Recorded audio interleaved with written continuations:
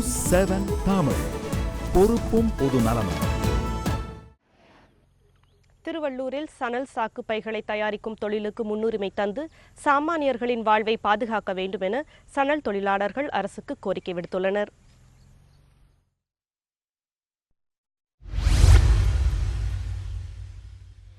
வியாபாரிகள் பலருக்கும் உணவுப் பொருட்கள் உள்ளிட்டவைகளை சேமிக்க சணல் சாக்குப்பைகள் பெரும் பங்காற்றுகின்றன.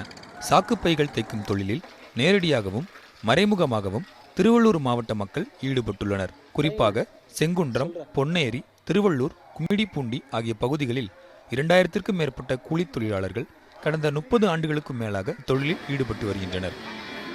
பிளாஸ்டிக் பைகளின் வருகையால் சணல் சாக்குப்பைகளின் உபயோகம் தற்போது கணிசமாக குறைந்துள்ளது. இதனால் சாக்குப்பை தயாரிப்பாளர்கள் கடும் பாதிப்புக்குள்ளாகி வருகின்றனர். வணிகர்களும் விவசாயிகளும் சணல் சாக்குகளை கிழிந்த பின்னரும் அதனை தைத்து மறுசுழற்சி முறையில் பயன்படுத்தி வருகின்றனர். கிழிந்த சாக்குப்பைகளை இவர்கள் தைத்தாலும் கிடைப்பது என்னவோ சொற்ப கூலிதான்.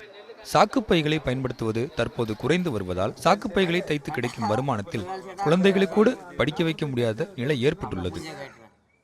விவசாயிகளிடம் அறிமுகப்படுத்தி அவர்களுக்கு அதனுடைய பக்குவத்தையும் எடுத்து கூறி மக்களிடத்திலே விழிப்புணர்வை ஏற்படுத்த வேண்டும் என்று கேட்டுக்கொண்டு சுற்றுச்சூழலை பாதுகாக்கவும் நடவடிக்கை எடுக்க வேண்டும் என்று கேட்டுக்கொள்கிறோம்.